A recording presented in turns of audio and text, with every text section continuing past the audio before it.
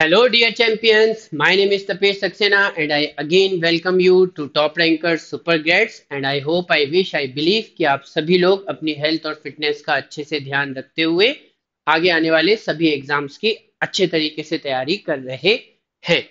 तो जैसा कि हम लोगों ने लास्ट सेशन में देख ही लिया था कि हम आईपी मैट इंदौर 2024 का जो पूरा क्वेश्चन पेपर है वो डिस्कस कर रहे हैं। क्यूए का एमसीक्यूज वाला जो पार्ट होता है उसके सॉल्यूशन सीरीज में क्वेश्चन नंबर 1 से क्वेश्चन नंबर 5 हम ऑलरेडी सॉल्व कर चुके हैं। यह है क्वेश्चन नंबर 6 से क्वेश्चन नंबर 10 तक का सेशन है। मेरा नाम है Tapesh Saxena. I have scored 100 percentile in the quant part of CAT and 99.99 percentile in the LRDI part of CAT. So let's start. मैंने लास्ट सेशन में भी आपको बताया था कि ये सीरीज आपके लिए एडवांटेजियस है बिकॉज इस सीरीज में हम सारे क्वेश्चंस को स्टेप बाय स्टेप एक्सप्लेन करेंगे, ट्रिक्स एंड शॉर्टकट्स भी बताएंगे, कॉमन होने वाली मिस्टेक्स भी डिस्कस करेंगे और स्ट्रैटेजी के पॉइंटर्स भी आपके साथ शेयर करते रहेंगे। तो 5 क्वेश्चंस ऑलरेडी लास्ट सेशन में सॉल्व कर चुके हैं। आई एम वेरी श्योर कि आपने वो सेशन देख लिया होगा। इन केस नहीं देखा है तो उसे देखिए। उस सेशन के लास्ट में एंड में मैंने आपको ये क्वेश्चन होमवर्क में दिया था and I am very sure कि आपने इस क्वेश्चन को डेफिनेटली अटेम्प्ट किया होगा। ठीक है, तो चलिए यहीं से स्टार्ट करते हैं। क्वेश्चन नंबर 6 था ये आईपी मैट इंदौर के 2024 पेपर के एमसीक्यूज वाले पार्ट में। ठीक, 5 boys and 3 girls randomly sit around a circular table. The probability that there will be at least one boy sitting between any two girls. ठीक है, ये कंडीशन जो है, ये कंडीशन हमें अच्छी तरीके से समझ लेना है कि कोई भी दो लड़कियों के बीच में कम कम से कम एक लड़का जरूर बैठना चाहिए, इस बात की probability.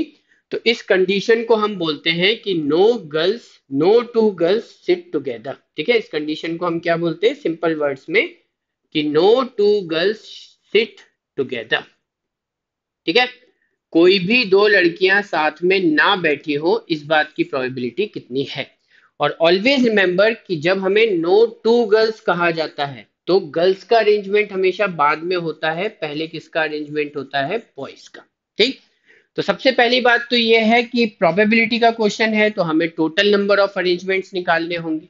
Total number of arrangements जो होते हैं वो कंडीशनल नहीं होते, उसमें हमें किसी कंडीशन को ध्यान में रखने की जरूरत नहीं है। टोटल 5 बॉयज एंड 3 गर्ल्स हैं, विच मीन्स कि हमारे पास all together 8 person are there. 8 person है, सर्कुलर अरेंजमेंट है। हम सभी जानते हैं सर्कुलर अरेंजमेंट में नंबर ऑफ वेज होते हैं n-1 फैक्टोरियल। तो यहाँ पे 8-1 मतलब 7 का फैक्टोरियल जो है वो तो हमारा डिनोमिनेटर हो जाएगा total number of arrangements possible. अब हमें यहाँ पर देखना है कि हमारे वो अरेंजमेंट्स कितने होंगे जिसमें हमें फेवरेबल इवेंट्स मिलेंगे। फेवरेबल इवेंट मतलब कि कोई भी दो लड़कियां साथ में नहीं बैठी होंगी। तो मैंने आपको बताया कि अगर कोई भी दो लड़कियां साथ में ना बैठे, ये आपको इंश्योर करना है तो पहले आपको लड़कों को अरेंज करना पड़ेगा। 5 लड़के हैं तो डेफिनेटली अगर आपने एक लड़के को यहाँ बिठा दिया बॉय नंबर 1, एक लड़के को आपने यहाँ बिठा दिया बॉय नंबर 2, एक लड़के को आपने यहाँ बिठा दिया बॉय नंबर 3, ये हो गया बॉय नंबर 4 और ये हो गया बॉय नंबर 5। ठीक है, तो अब अगर आप 5 लड़कों को सर्कुलर अरेंजमेंट में बिठाना चाहते हैं तो 5 लोग 5 चेयर पे बैठेंगे और उनके नंबर ऑफ वेज होंगे 5-1, क्योंकि सर्कुलर अरेंजमेंट है ना, तो पहले वाले के लिए तो कोई वेज ही नहीं होते। तो बेसिकली यहाँ पर 5-1 लड़कों के बैठने का तरीके हो जाएंगे 4 फैक्टोरियल। लेकिन अभी कहानी पूरी खत्म नहीं हुई। जब लड़के बैठ जाएंगे उसके बाद हमें लड़कियों को बिठाना है। तो हम लड़कियों को साथ में नहीं रखना चाहते तो उसका सबसे आसान तरीका यह है कि उनके चेयर्स जो है वो लड़कों के बीच में अरेंज करो। ऐसे दो लड़कों के बीच में एक एक चेयर, जिससे कि कभी भी दो लड़कियां साथ में ना हो पाए। ठीक, अब अगर आपने इन पांचों में से कोई भी 3 प्लेसेस पे इन 3 लड़कियों को बिठाया तो ये कभी भी साथ में नहीं होंगे। तो हमारी कंडीशन जो है वो 100% अचीव हो जाएगी। So now we can say for sure कि 5 प्लेसेस हैं, उस पर 3 लड़कियों को बिठाना है। और अब ये सर्कुलर अरेंजमेंट नहीं रहा क्योंकि कुछ ऑब्जेक्ट्स ऑलरेडी अरेंज हो चुके हैं ना। हमें पता है सर्कुलर अरेंजमेंट में जब कुछ ऑब्जेक्ट्स ऑलरेडी अरेंज हो जाते हैं तब फिर ये नॉर्मल अरेंजमेंट बन जाता है। तो विच मीन्स कि अब 5 प्लेसेस हैं, सब डिस्टिंक्ट हैं क्योंकि लड़कों के हिसाब से हर प्लेस को एक आइडेंटिटी मिल चुकी है। सारे प्लेसेस डिस्टिंक्ट हैं तो मतलब ये अब लीनियर अरेंजमेंट का क्वेश्चन हो गया। 5 प्लेसेस हैं, 3 लड़कियां हैं, बिठाने के तरीके कितने होंगे? तो 5p3। ठीक है, अब हमें निकालना है प्रोबेबिलिटी। तो प्रोबेबिलिटी इस बात की निकालनी है कि ये जो फेवरेबल इवेंट्स हैं ये होने चाहिए, जो कि है 4 फैक्टोरियल इंटू 5p3, और टोटल नंबर ऑफ इवेंट्स जो हो सकते हैं वो है 7 फैक्टोरियल। तो 4 फैक्टोरियल से 7 फैक्टोरियल को सबसे पहले कैंसिल कर दो, सारे टर्म्स कैंसिल हो जाएंगे, बचेगा हमारे पास 7 इंटू 6 इंटू 5। ठीक, अब 5p3 निकालो। तो 5p3 का मतलब ये होता है कि हमें 5 फैक्टोरियल को डिवाइड करना है 5 माइनस 3 2 फैक्टोरियल से। ठीक है, तो ऑब्वियसली ऊपर जो 5 फैक्टोरियल है उसको हम लिख सकते हैं। चलो नेक्स्ट लाइन में इसको लिख लेते हैं। तो नेक्स्ट लाइन में लिखेंगे तो ऊपर जो 5 फैक्टोरियल है वो हो जाएगा 5 इंटू 4 इंटू 3 इंटू 2 इंटू 1। नीचे 7 इंटू 6 इंटू 5 तो ऑलरेडी था ही, ये 2 फैक्टोरियल और आ जाएगा, तो 2 फैक्टोरियल मतलब 2 इंटू 1। ठीक है, कॉमन टर्म्स को कैंसिल कर देते हैं। 2 इंटू 1 से 2 इंटू 1 कैंसिल हो गया, 5 से 5 कैंसिल हो गया। अगर हम देखें ध्यान से तो 3 से 6 कैंसिल हुआ 2 टाइम्स, 2 से 4 कैंसिल हुआ 2 टाइम्स, तो न्यूमरेटर में बचा सिर्फ 2, डिनोमिनेटर में बचा सिर्फ 7। तो हमारा आंसर आ गया 2/7। राइट, इसकी प्रोबेबिलिटी होगी 2/7। Answer option A is the correct answer. ठीक है, गॉट इट, समझ में आया? आसान क्वेश्चन था, मेरे ख्याल से फर्स्ट गो में भी कर सकते हो। कैलकुलेशन एरर्स मत करना। जो यहाँ पर सबसे ज्यादा कॉमन मिस्टेक्स होती हैं वो कैलकुलेशन की होती हैं, पहली। दूसरी जो कॉमन मिस्टेक होती है वो ये कि कई सारे बच्चे जो हैं वो पी और सी में गड़बड़ करते हैं, कहाँ परमिटेशन लगना चाहिए, कहाँ कॉम्बिनेशन लगना चाहिए। ये बात अच्छी तरीके से समझ लो, जहां पे भी अरेंजमेंट है वहां परमिटेशन, जहां पर भी सिलेक्शन होगा वहां पर कॉम्बिनेशन। ठीक है, चलिए, so now we move on to question number 7। Question number 7 देखने में तो बड़ा खतरनाक लग रहा है कि the side a b of a triangle a b c is c, उसकी लेंथ बताई है सी। फिर उस ट्राइंगल की एक मीडियन ड्रॉ की है बीडी, बीडी की लेंथ बताई है के, एंगल बीडीए को बोला है कि वो थीटा होगा which is less than 90 degree. तो फिर ट्राइंगल एबीसी का एरिया कितना होगा? सबसे पहले ऑब्वियसली इसका डायग्राम जो है वो हमें बनाने की कोशिश करनी पड़ेगी। तो इसका डायग्राम कुछ इस तरीके से बना सकते हैं।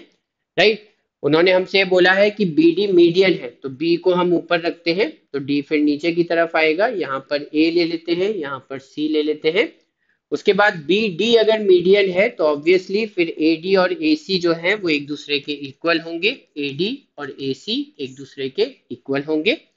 उसके बाद उन्होंने बोला कि जब हम ये बी डी मीडियन ड्रॉ करेंगे, ठीक है, तो एंगल बी डी ए जो है वो आएगा थीटा के बराबर।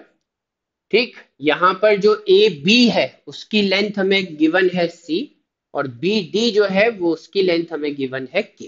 ठीक, now what we can do is कि हम यहाँ पर लगा सकते हैं बहुत सारी ट्रिग्नोमेट्री। ठीक है, हम ये कर सकते हैं कि सबसे पहले हम यहाँ पर बी से एक परपेंडिकुलर ड्रॉप करें।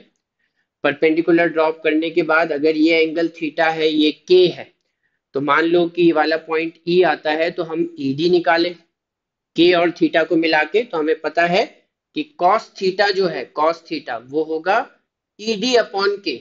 तो जो हमारी ई डी की वैल्यू है वो हो जाएगी के कॉस थीटा। सिमिलरली फिर हमारा ये जो बी ई है इसको भी हम इसी तरीके से निकालें कि साइन थीटा होता है बी ई अपॉन के। तो वहां से हमें पता चलेगा कि बी ई की वैल्यू जो है ये हो जाएगी के साइन थीटा। राइट, तो ये दोनों आ जाएंगे, ये के कॉस थीटा आ जाएगा, ये के साइन थीटा आ जाएगा।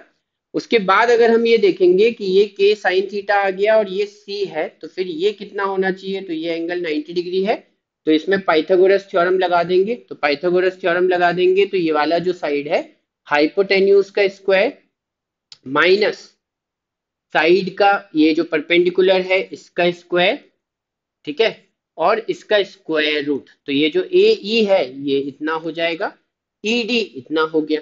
ठीक है, एंड ऑब्वियसली अब अगर हम ये देखें कि इस ट्राइंगल का पूरा बेस कितना हुआ ए डी, तो इन दोनों का सम, और ये हो गई इसकी हाइट। तो अब हमारा एरिया कितना होगा? हम ये बोल रहे हैं कि सबसे पहले हमें area of triangle B A D बस इतना ही निकालना है। तो area of triangle B A D अगर हम कैलकुलेट करेंगे तो वो कितना आ जाएगा? तो हम लोगों ने कैलकुलेट कर लिया है कि इसका एरिया जो है वो होगा हाफ इंटू बेस, तो ये पूरा बेस ए से लेके डी तक, तो ए ई इतना पार्ट है, तो that comes out to be equal to how much, ये आ जाता है square root of C square minus के स्क्वायर साइन स्क्वायर थीटा, और ये वाला जो पार्ट है ये हो जाएगा प्लस के कॉस थीटा, और उसके बाद इसमें हाइट मल्टीप्लाई करेंगे तो हाइट की जो वैल्यू है वो आ रही है के साइन थीटा के बराबर। ठीक है, अब ऑब्वियसली हमको ये पता है कि BD जो है वो मीडियन है। मीडियन बेस को दो इक्वल पार्ट में डिवाइड करने के साथ साथ ट्राइंगल के एरिया को भी दो इक्वल पार्ट में डिवाइड करती है, विच मीन्स कि जितना एरिया ट्राइंगल ABD का होगा सेम टू सेम उतना ही एरिया BDC का भी होगा। मतलब इसी एरिया को डबल कर दिया जाए तो हमें पूरे ट्राइंगल का एरिया मिल जाएगा। तो जब हम ये बोलेंगे कि एरिया ऑफ ट्राइंगल ABC, तो वो होगा 2 times the area of triangle BAD, जो कि हमने कैलकुलेट कर लिया है। तो इसी में 2 मल्टीप्लाई कर दिया जाएगा।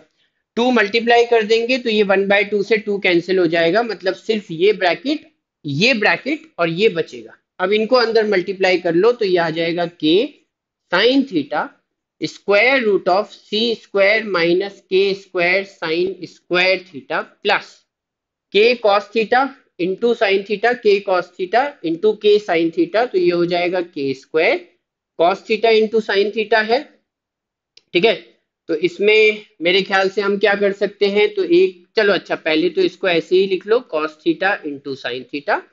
उसके बाद यहाँ पर एक काम और कर सकते हो, एक स्टेप और कर सकते हो कि k sine theta into square root of C square minus के square sine square theta plus, right.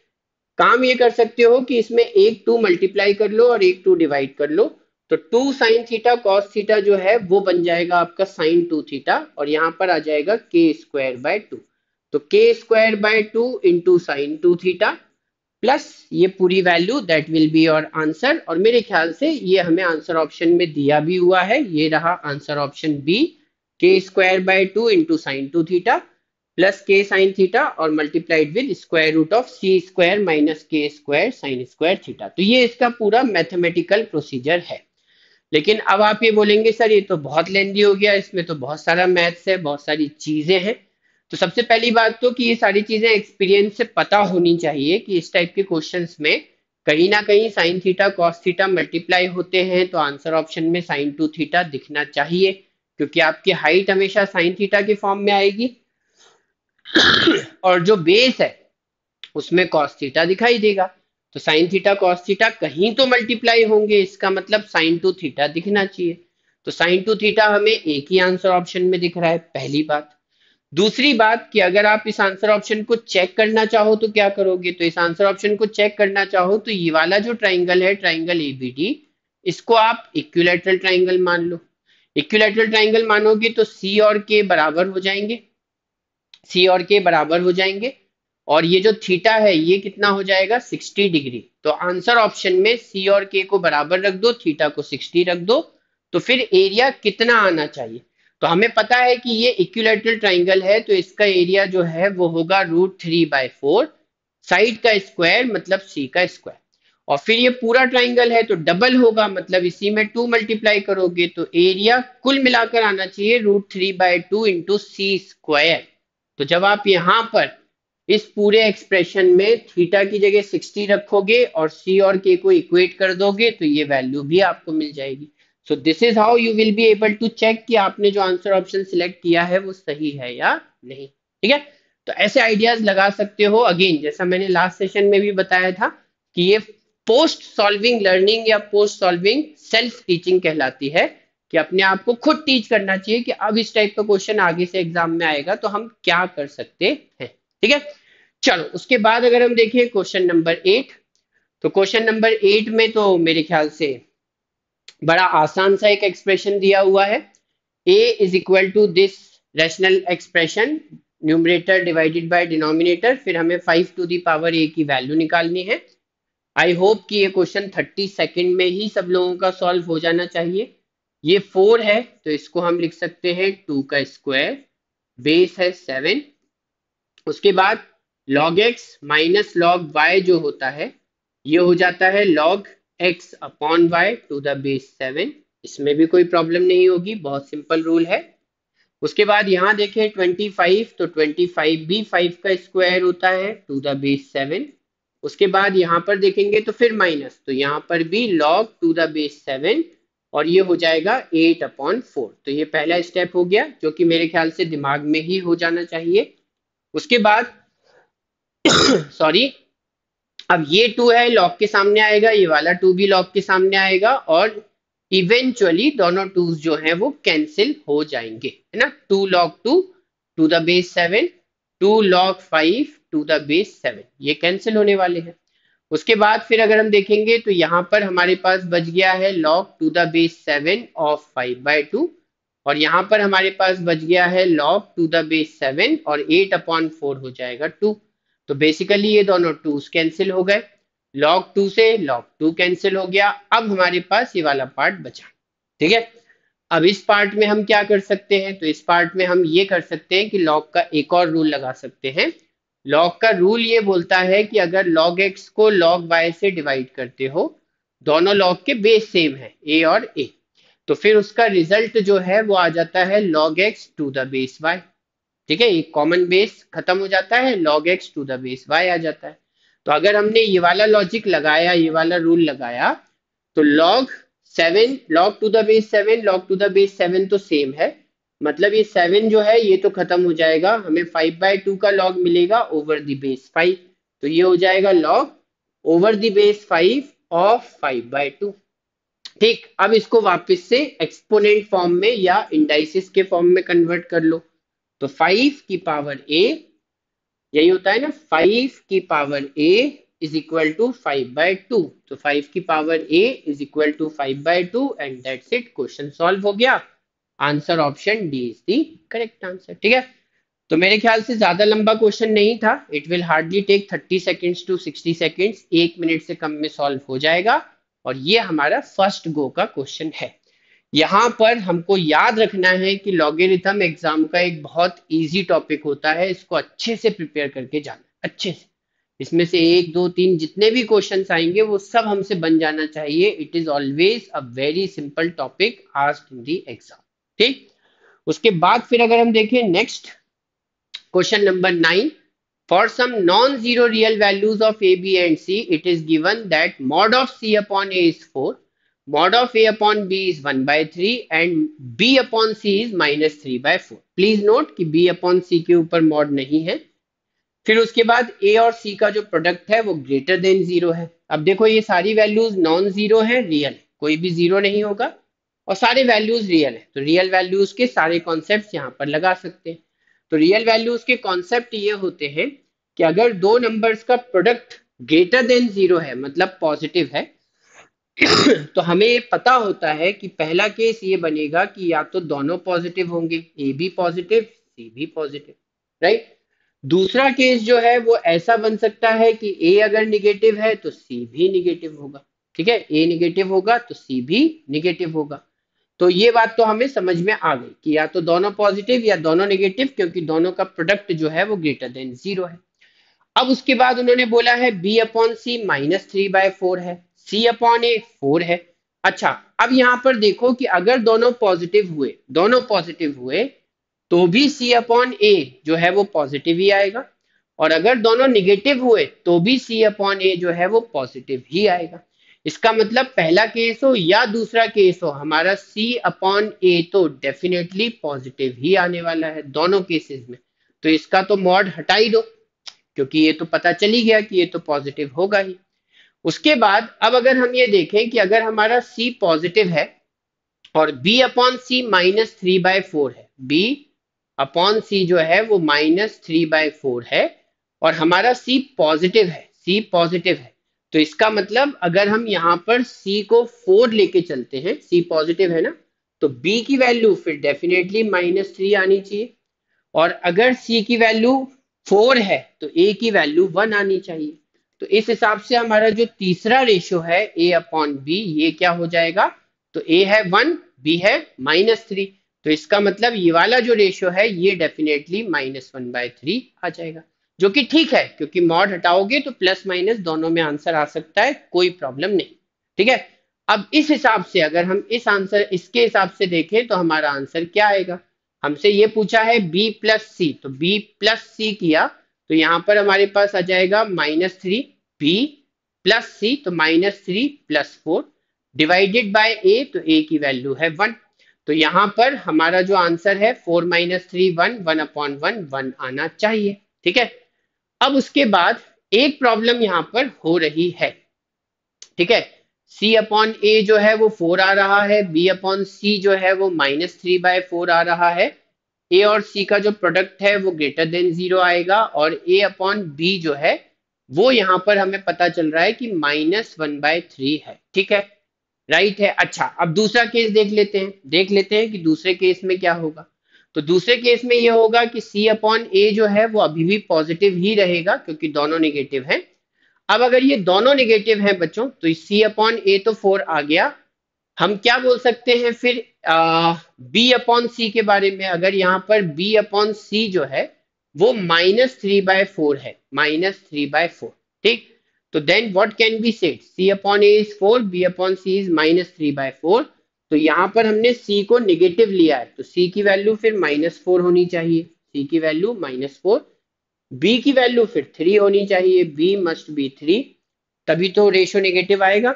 और सी अगर -4 है तो ए की वैल्यू जो है वो -1 होनी चाहिए।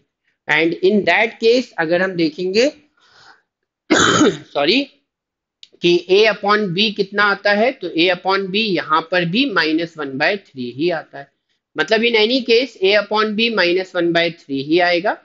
उसके बाद फिर इस तरीके से हमारा आंसर आना चाहिए। अच्छा, अब इस केस में अगर हम देखें कि b प्लस सी अपॉन ए कितना होगा, तो यहाँ पर भी अगर हमने देखा कि b की जो वैल्यू है वो है 3, c की जो वैल्यू है वो है -4, डिवाइड बाय a करेंगे तो a है -1, तो यहाँ पर भी 3 में से -4 किया तो -1, डिवाइडेड बाय -1, मतलब आंसर यहाँ पर भी 1 आया। मतलब दोनों में से किसी भी केस में हमारा आंसर 1 ही आने वाला है। Answer option D is the correct answer. Clear. Then अब अगर हम देखें क्वेश्चन नंबर 10, तो अब ये क्वेश्चन कैसा था। मैं ये बोलूंगा कि अगर हमारी रियल नंबर की अंडरस्टैंडिंग जो है वो क्लियर है तो इस क्वेश्चन में बहुत टाइम नहीं लगेगा। लेकिन यस, दो केसेस बनाना है तो फिर भी मैं ये बोलूंगा कि शायद इस क्वेश्चन में हमें 90 सेकेंड्स तक का टाइम लग सकता है, क्योंकि दोनों केसेस चेक करने पड़ेंगे। We have to be 100% sure कि जो आंसर हम मार्क कर रहे हैं वो दोनों केसेस में सेम आ रहा है। ठीक। चलो, उसके बाद फिर अगर हम देखते हैं क्वेश्चन नंबर 10, तो क्वेश्चन नंबर 10 ये है कि the difference between the maximum real root and the minimum real root of the equation is, right। तो इस इक्वेशन का मैक्सिमम रियल रूट और मिनिमम रियल रूट जो हो सकता है उसके बीच में कितना डिफरेंस हो सकता है। देखो, इक्वेशन जो है x² - 5 की पावर 4 प्लस x² - 7 की पावर 4 इज इक्वल टू 16 के फॉर्म में है। ठीक। बेसिकली हमको ये पता है कि 16 जो है वो खुद ही 2 की पावर 4 होता है। मतलब हमारा टास्क क्या होना चाहिए, सिंपल सा टास्क, कि हम इसमें से किसी एक को 2 बनाने की कोशिश करें और दूसरे को 0, तो हमारा आंसर आ सकता है। ठीक है। अगर मैं इसको 2 बनाने की कोशिश करता हूं, सपोज आई से कि x² - 5 जो है वो 2 के बराबर है, तो क्या ये 0 होगा? क्या सेम वैल्यू में, सेम केस में ये 0 होगा? तो मुझे पता चलेगा कि ये -5 2 की तरफ जाएगा तो x² = 7 आ जाएगा। फिर उसके बाद यहाँ पर अगर हम देखेंगे तो x² अगर 7 है तो 7 - 7 0 भी हो जाएगा। मतलब सही है, x² को हम 7 ले सकते हैं। और अगर x² को 7 ले सकते हैं तो x के दो पॉसिबल वैल्यूज हैं, +√7 और -√7। ये पहली बात होगी, है ना। पहला केस ये बन गया कि हमने इसको 2 लिया और इसको 0। अब दूसरा केस ये बन सकता है, दूसरा केस ये बन सकता है कि अगर हम अगर हम इसको 0 लें, x² - 5 इज इक्वल टू 0, और x² - 7 को अगर हम 2 लेकर चले, तो क्या ये कंसिस्टेंट है? क्या दोनों से सेम आंसर आता है? तो यहां से x² की वैल्यू आती है 5, यहां से भी देखोगे तो x² ये इधर जाएगा, तो मेरे ख्याल से ये हो जाएगा 7 + 2 9। तो ये गड़बड़ हो रही है बच्चों, राइट। ये गड़बड़ हो रही है, इसका मतलब हमें एक्स स्क्वायर माइनस सेवन को टू नहीं क्या लेना पड़ेगा, माइनस टू, क्योंकि माइनस टू की पावर फोर भी तो हमारा प्लस सिक्सटीन ही होता है, तो इसको माइनस टू लेंगे तो सेवन माइनस टू ये हो जाएगा फाइव। तो ठीक है, बिल्कुल सही है, मतलब अगर हमने इसको जीरो लिया तो इसको हम क्या ले सकते हैं, माइनस टू। ठीक, राइट। तो अब हमको ये पता चल गया कि फिर यहां से x के दो वैल्यूज और आ जाएंगे प्लस माइनस रूट फाइव। तो देखो ये x के दो वैल्यूज मतलब दो रूट मिल गए इक्वेशन के, ये x के दो वैल्यूज ये दो रूट और मिल गए हमें इक्वेशन के। ठीक है, अब आप ये बोलोगे सर कि यहाँ पर एक्स स्क्वायर की पावर फोर है, मतलब x की पावर एट आएगा, मतलब टोटल तो एट रूट आने चाहिए, तो बाकी के चार रूट भी तो पता करो, राइट। इन चारों से ही हमारा आंसर आ जाएगा ऐसा तो श्योर है नहीं, तो मैं बोलूंगा बाकी के चार रूट के लिए भी अपने पास लॉजिक है। क्या लॉजिक है, वो लॉजिक शायद हमें यहां से समझ में आ रहा होगा। ठीक है, जब मैंने इसको टू लिया और इसको जीरो तो दो रूट मिले। ठीक है, उसके बाद जब इसको जीरो लिया तो इसको माइनस टू लिया तो दो रूट और मिल गए। तो अब मैं ये बोल रहा हूं कि इसको जीरो इसको माइनस टू तो ले चुके, अब इसको जीरो और इसको प्लस टू लेकर देखो तो फिर क्या होगा, फिर होगा कि हमारे पास इमेजिनरी रूट्स आने शुरू होंगे, मतलब ऐसी कंडीशंस आना शुरू होंगी जिसमें एक्स स्क्वायर निगेटिव होता जाएगा। इस तरीके से समझ में आ रहा हो तो ठीक है, नहीं तो हमारे पास एक तरीका और भी है। एक तरीका क्या है कि अगर मैं आपसे ये बोलूं कि एक्स स्क्वायर माइनस सेवन जो है ये ए मान लेते हैं, इसको ए मान लेते हैं, तो ये जो नंबर है ये ए से दो बड़ा है, प्लस टू है ना। एक्स स्क्वायर माइनस सेवन में प्लस टू करोगे तो एक्स स्क्वायर माइनस फाइव आएगा। तो ए प्लस टू की पावर फोर प्लस ए की power four that is equal to sixteen. अब अगर इसको सॉल्व किया जाए तो a प्लस टू की पावर फोर जो है ये हो जाएगा a की पावर फोर। आपको शायद कोफिशिएंट पता होंगे, पावर फोर है तो कोफिशिएंट आते हैं one four six four one, right. तो फिर यहाँ पर हमारे पास आएगा four into A cube multiplied with to, फिर आएगा six A square multiplied with to का स्क्वायर, फिर आएगा फोर ए का क्यूब इंटू टू का क्यूब, और फोर ए का क्यूब नहीं, फोर ए इंटू टू का क्यूब, राइट। ऐसा हो जाएगा फोर ए, क्योंकि ए की पावर जो है वो तो कम होती जाएगी।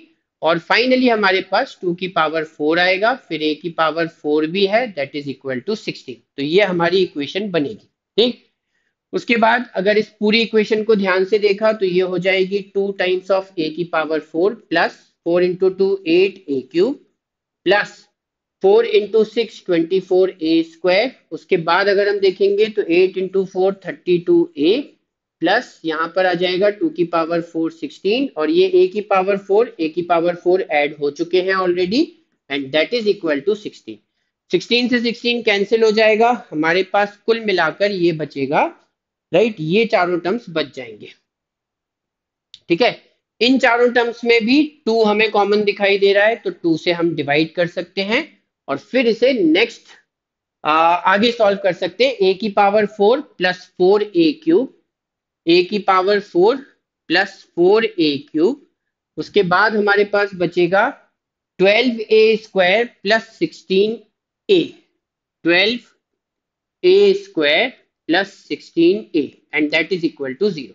अब इन सब में से a कॉमन ले लो, तो a कॉमन लोगे तो यहां पर बच जाएगा a का cube plus four A square, यहां पर आ जाएगा आपका twelve A plus sixteen is equal to zero. तो अब आपको पता चला कि ये और ये इनका प्रोडक्ट जीरो है, तो बेसिकली या तो a जीरो होगा, है ना, और या फिर ये वाली वैल्यू जीरो होगी, तो a cube plus four A square plus twelve A plus sixteen is equal to zero, ये हो सकता है ना।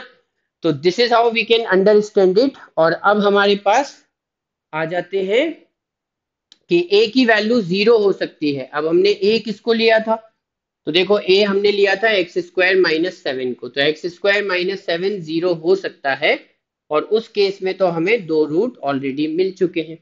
उसके बाद अगर हम देखें तो ए स्क्वायर माइनस सेवन जो है वो माइनस टू भी हो सकता है, मतलब इसका एक रूट माइनस टू भी आएगा। तो अब आप इसे ए प्लस टू से डिवाइड कर दो, ए प्लस टू से डिवाइड करोगे तो सेकेंड ब्रैकेट में आपको मिल जाएगा ए स्क्वायर, ये हुआ टू ए स्क्वायर, तो आपको यहाँ पर टू ए लेना है, टू ए स्क्वायर आ गया, ये हो गया फोर ए, तो आपको एट और चाहिए, तो this is equal to zero. अब आप ये देखोगे कि a इज इक्वल टू 0 से जब हम एक्स स्क्वायर माइनस 7 को 0 लेते हैं तो वहां से दो रूट आ जाते हैं। a प्लस टू 0 होगा, मतलब एक्स स्क्वायर माइनस 7 को माइनस 2 लेंगे, a को माइनस 2, तो यहाँ से दो रूट आ जाएंगे। ये दोनों कंडीशन हम देख चुके।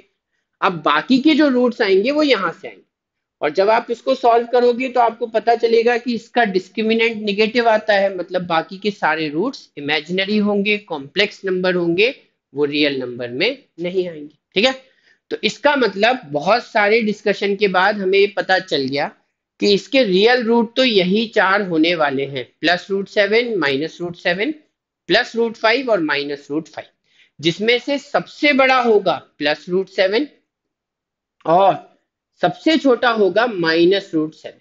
और हमसे पूछा है दोनों का डिफरेंस, तो यहाँ माइनस लगा के डिफरेंस निकालेंगे। तो माइनस माइनस हो जाएगा प्लस, मतलब +√7 +√7 आ जाएगा, तो मतलब आंसर आएगा 2√7 के बराबर, and that is answer option B.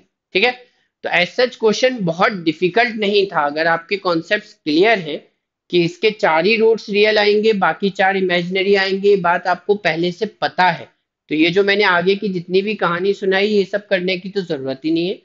आपको जैसे ही चार रूट पता चले, on the basis of these four roots only you can definitely find out the answer. ठीक है, बट ऑब्वियसली ये सब प्रिपरेशन का पार्ट है, ये सारी चीजें हमें पहले से पता होनी चाहिए।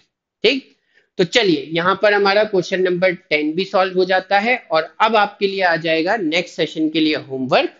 ये हमारे नेक्स्ट सेशन का फर्स्ट क्वेश्चन भी होगा, और ये आप सभी लोगों के लिए होमवर्क है। इसको आप नेक्स्ट सेशन से पहले सॉल्व करके भी रखेंगे, इसका राइट आंसर निकाल कर फाइंड आउट करके आप रखेंगे और कमेंट बॉक्स में लिखेंगे। कमेंट बॉक्स में अगर आपने जो आंसर लिखा है वो राइट है तो आपके कमेंट को डेफिनेटली लाइक भी किया जाएगा, और अगर पॉसिबल होगा तो नेक्स्ट सेशन में आपके नाम को हाईलाइट भी किया जाएगा। ठीक है, so have a nice time, enjoy yourself। यहाँ पर इस सेशन को खत्म करेंगे। Thank you very much for watching the entire session, and yes, catch me in the next video. तब तक अपनी हेल्थ और फिटनेस का अच्छे से ध्यान रखें, पढ़ते रहें और आगे बढ़ते रहें।